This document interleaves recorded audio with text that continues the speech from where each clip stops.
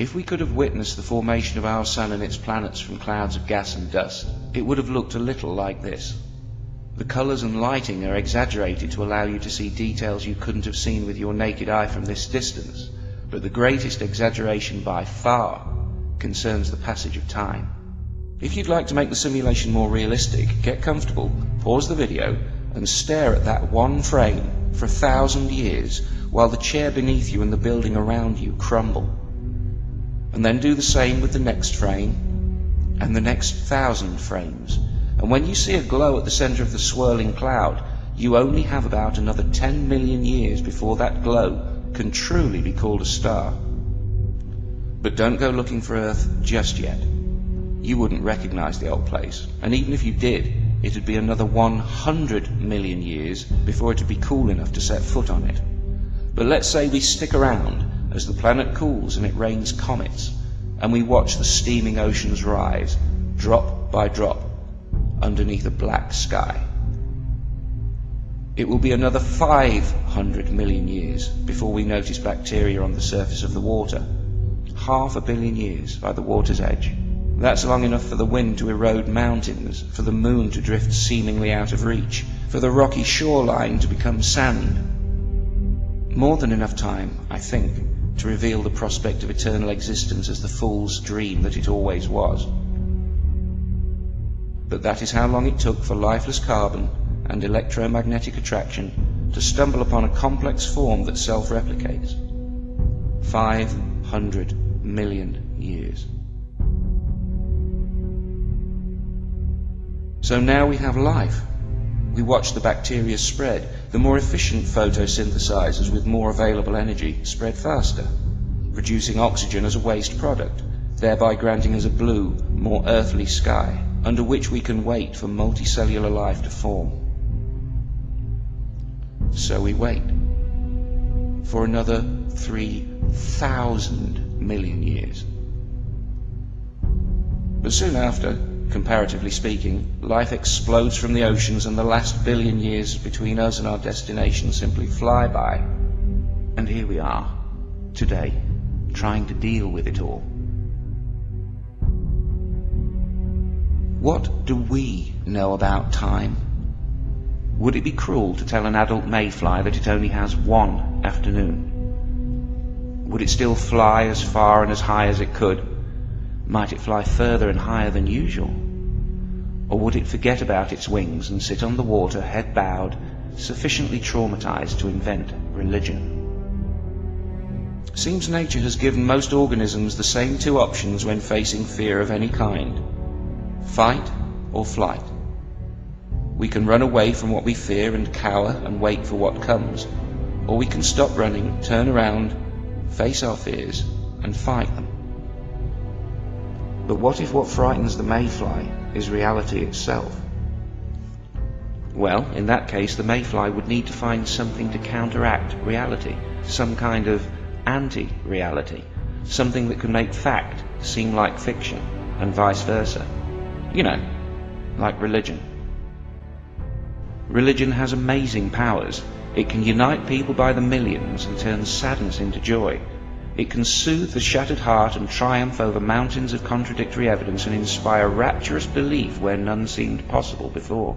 Unfortunately, you could say exactly the same thing about lying.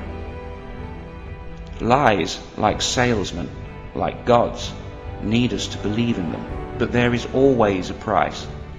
If we allow ourselves to be convinced that we exist by the will of an infinitely powerful and judgmental God, we instantly, conceptually reduce ourselves to the role of puppet.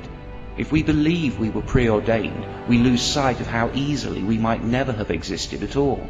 Religious explanations by necessity blind us to the truth, until we can't recognize ourselves as beings that took 14 billion years to open our eyes. Are we no better than insects? What if the adult mayfly had not just one afternoon, but almost a whole century? What if they were not simply bugs, but beings with minds capable of almost godlike knowledge? Better than godlike if the knowledge exhibited in the Bible and the Quran are anything to go by. What if these things that saw themselves as bugs were actually the offspring of ancient stars? would we still need to lie?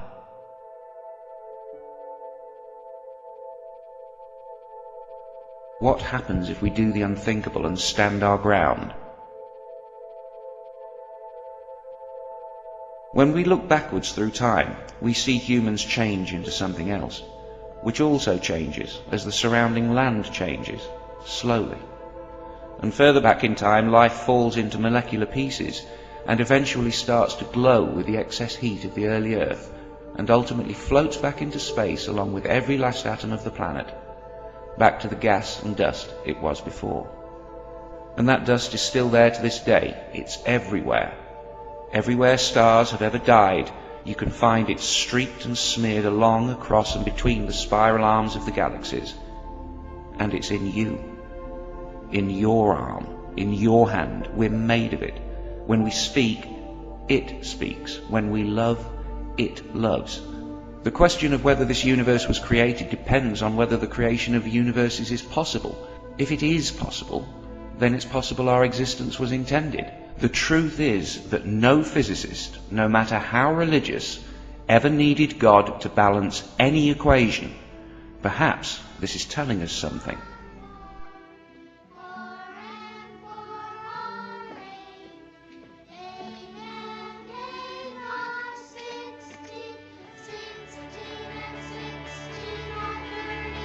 If you follow time all the way back, if you go looking for truth through the only objective, unbiased eyes we know, the hypersensitive cameras, sensors and detectors inside our scientific instruments, there's a very good chance you'll end up here, the moment just after the beginning of the universe. Some can't even bear to look at it. Some can't look away. Some see it and just shrug, even though it's surely as staggering as any thought can be. If anything can ever honestly be described as wonderful, this is it, for it contains all the wonder of which we know. Of course you can pray. I understand, we're only apes after all, and it is staggering. All we have to do is not lie.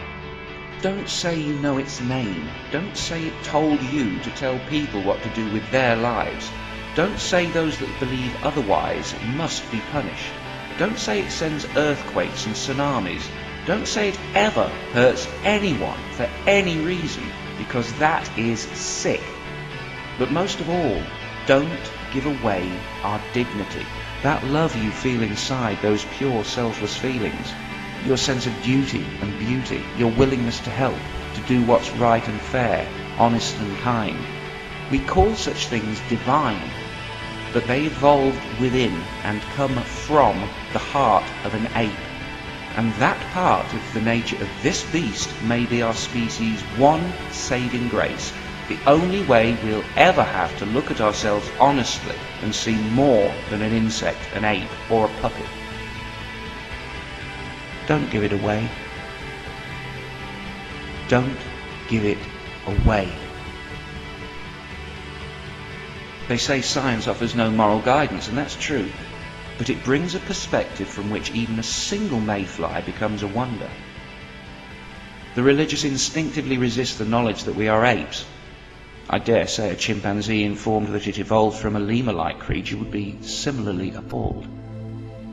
So much and so little has changed. The canopy of leaves overhead from which we came has been replaced by stars, but we can still look up and see our home. And when daylight comes, see not a star but a close relation, the eye of the needle through which we have all passed. What if God wasn't a God at all? What if all they could do for us was give us the chance of life, and the rest was down to us? You don't deny your parents just because they couldn't give you everything, do you? If someone saved you from drowning, effectively giving you life, would you thank them? Or ask them to push you back in the sea because they couldn't make you immortal as well? So, what horror awaits the truth seeker that dares to look at the coldest, hardest reality we know? They say that if you look into the abyss for long enough, the abyss looks into you. I'd go further. I'd say that sometimes if you stare long and hard enough, the abyss reaches out and pulls you in, and grinds your face into the lifeless nuclear ashes of dead stars forcing you to see the chaos and the imperfection. And then the harshest reality of all demands that you recant, demands that you take back your claim that you saw beauty down here. And yet, if you go deep enough, there it is again. Dust. Dust that dreams. Dust that loves. Dust with courage and kindness. Dust that sings. Some things are as close to miracles as to make hardly any difference at all.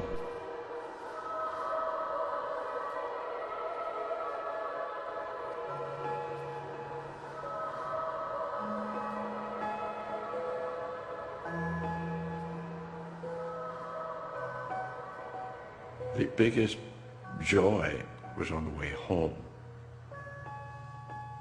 In my cockpit window, every 2 minutes, the Earth, the Moon, the Sun, and a whole 360-degree panorama of the heavens. And that was the powerful, overwhelming experience. And suddenly I realized that the molecules of my body and the molecules of the spacecraft and the molecules in the body of my partners were prototyped and manufactured in some ancient generation of stars. And that was an overwhelming sense of oneness, of connectedness. It wasn't them and us, it was, that's me, that's all of it, it's one thing.